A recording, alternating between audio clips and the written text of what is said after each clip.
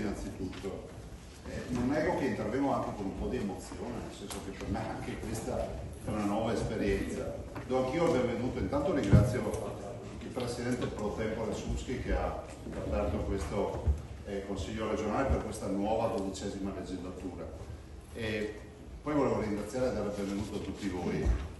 ringraziare il gruppo di maggioranza che ha voluto chiedermi la disponibilità per condurre, diciamo, questo Consiglio. Penso di poter portare un'esperienza che è unica. Io ho fatto 15 anni e 7 mesi di amministrazione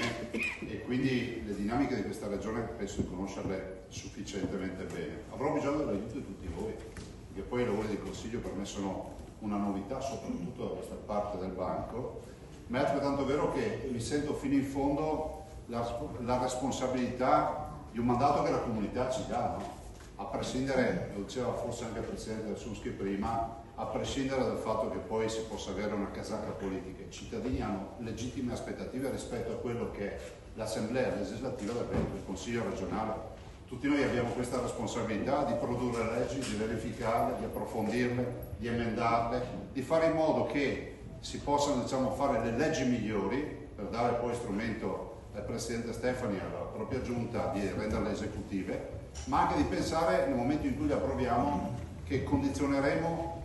miglioreremo, io spero, la vita dei Veneti nella direzione giusta facendo queste leggi. Veramente io vi ringrazio e quindi un ringraziamento alla maggioranza, augurando buon lavoro anche agli assessori, alcuni sono qui, diciamo, tra i banchi dei consiglieri, e auguro ovviamente buon lavoro a tutta la squadra di giunta del Presidente Stefani. Auguro buon lavoro ovviamente alla minoranza, all'opposizione, adesso non vorrei offendere, cioè, definiremo poi quale sarà la dizione più corretta da utilizzare. Vi posso tranquillizzare, ho vissuto momenti migliori, ne ho vissuti anche di peggiori, nel senso che anch'io ho fatto il consiglio di opposizione e quindi so quali siano le dinamiche anche dell'opposizione. Però voglio anche dirvi una cosa, ne discutevo con il Presidente Stefani, nel momento in cui, dicevo Presidente, in questi giorni ci fosse stata la possibilità di fare Presidente, avrei voluto anche inaugurare un nuovo corso. E il nuovo corso è quello di immaginare che questo Presidente, che questa Presidenza, io spero che poi diventi, diciamo, consuetudine, che questa nuova Presidenza possa veramente dichiararsi terza rispetto al dibattito, in modo tale che ci sia anche la tranquillità di essere accompagnati in un percorso che a volte non sarà facile, perché è inevitabile, alcune volte c'è un confronto serrato, sano, democratico, ma è ovvio che la figura terza del Presidente è figura di garanzia e quindi vi annuncio già che io non voterò nessun provvedimento e quindi questo penso sarà di garanzia per tutti i consiglieri, per tutti coloro che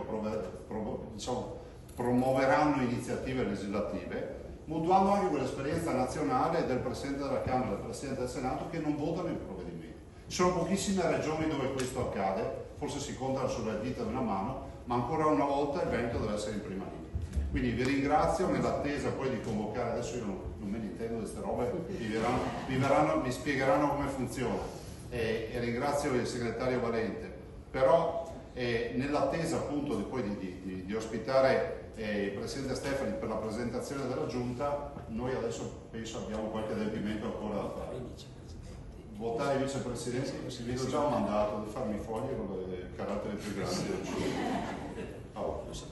e quindi diamo corso alla seconda deliberazione di questo nuovo Consiglio per l'elezione dei nuovi 2 vicepresidenti.